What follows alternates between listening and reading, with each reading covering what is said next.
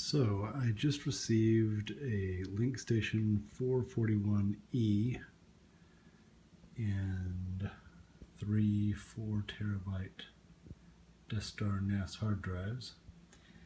I purchased this 441E on very little information because there's no reviews out there about it. So I'm going to go ahead and record a little bit about it. I'm going to go ahead and unbox it and show you what it comes with and kind of go through the setup so that other people have some idea of how this thing works and how the setup goes. All right, so here is the NAS. It's much smaller than the box. It's really very small, which is great. I actually expected it to be bigger than this, but don't mind having it smaller. Comes with a flat network cable, power cord, and power block, and instruction manual. So I'm going to open the instruction manual and look through it for a second. On the front, you've got a power, another button, and a USB. On the back, got a nice big fan, plug for the power, two USB slots, and a network connection. So, all right. So I just found the very first steps here, which is the hard drive installation. It's pretty cool. I didn't notice this at first, but there's actually just a door here that you just pry off on one side, and it just pops open. And then there are these 4 plastic bays that you just slide out to install the hard drive in. So we will go ahead and install a few hard drives. So I've got my first hard drive mounted. It's in bay 1, as you can see here, bay 1. It's worth noting that the kit does come with some screws that have low profile heads so that they work in the slides. So you mount it in this direction. You can only mount it one way because of the way that the little brackets line up with the screw holes on the drive. You want to make sure that the mounts match with the base plate. I don't have a light in here to show you, but they go a particular direction. Should just work. The drives I've got here are just SATA drives, nothing special. So then I just push that in, and that just plugs into the base plate. The back plate pops right in there. That's drive number 1. I'll repeat that for the next 2 to get 3 drives in there. So I've got 3 drives installed.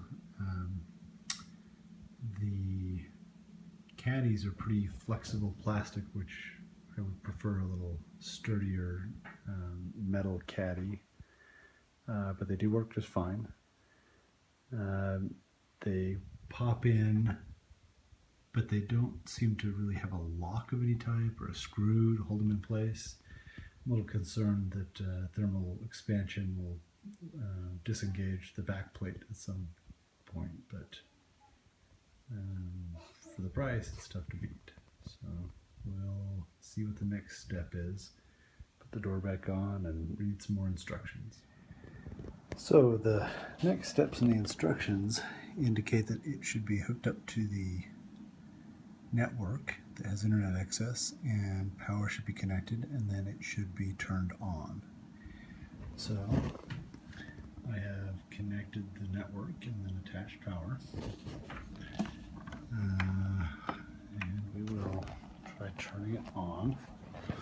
Let's see what happens. Let's see, here's the power button.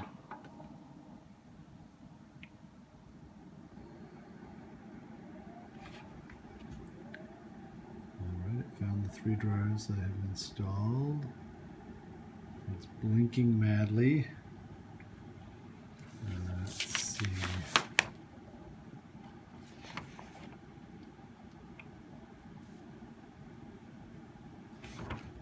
instructions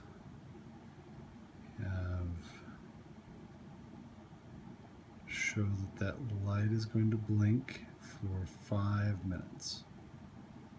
So I'll let it blink for 5 minutes and we'll see if that works. So the white light has stopped blinking and the bottom light is just a solid red. And I think that's what this last step is referring to. Is once that bottom light is just solid red, to go ahead and hit that bottom button. So we'll try that.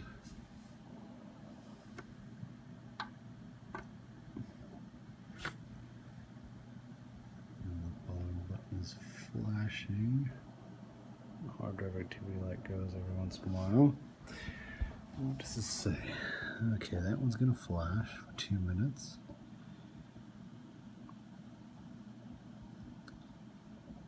And then after 15 minutes, something's going to happen. That is not very clear.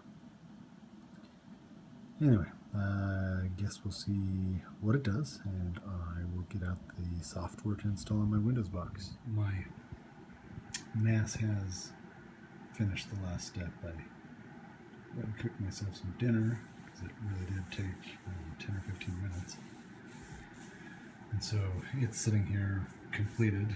The light has stopped flashing. Things appear to be in some sort of steady state. It actually opens a browser with a page going to the device itself. So here I can set up my admin password.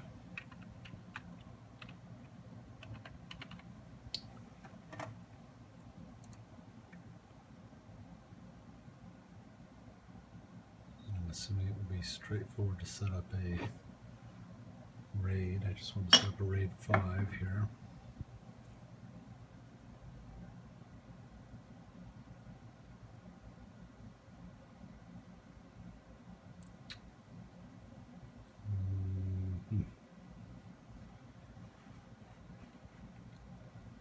So these are just set up as JBOD right now.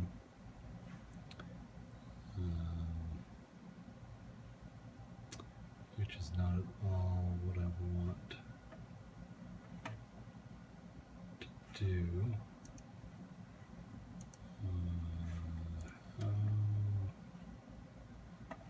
Shared folder, no, easy admin. Leave page, I don't want to do this at all. I want to set up a RAID.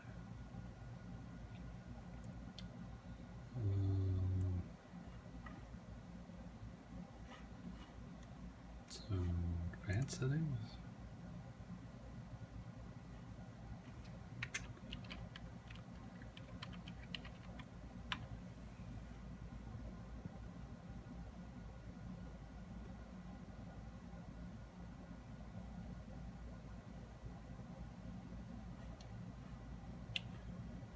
Drives, RAID.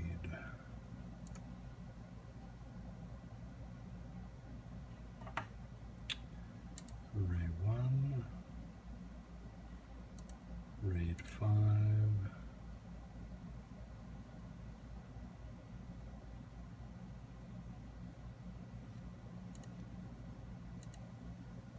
I want the 3 disks that are there.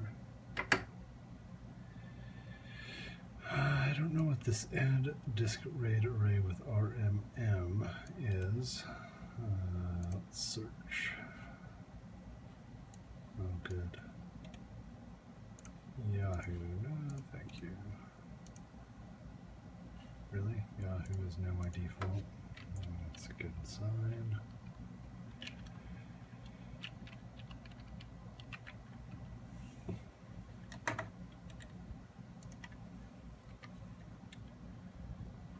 Oh, I apologize for this video being terrible.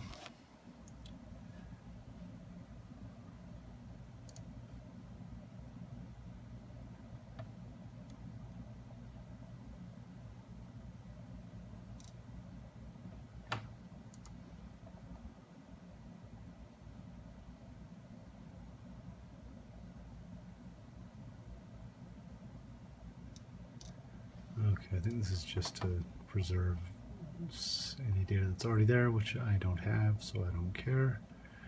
Create RAID. To create a RAID, enter the confirmation just below and click OK. Okay, 0228. Okay.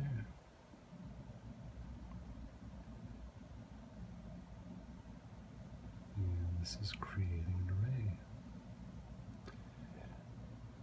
My hope is that it's this easy to add an additional disk to the array. Guess we'll find out in a few months when I run out of space again.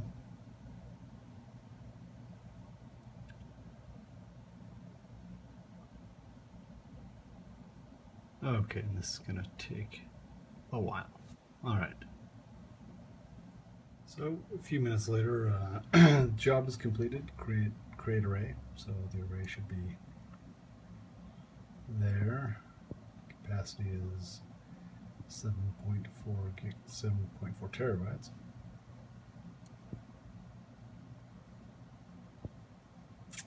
Syncing progress. 4,000 minutes. I'm not totally sure what that means. It certainly seems to be busy here. So maybe it's trying to synchronize the drives in the RAID 5 array.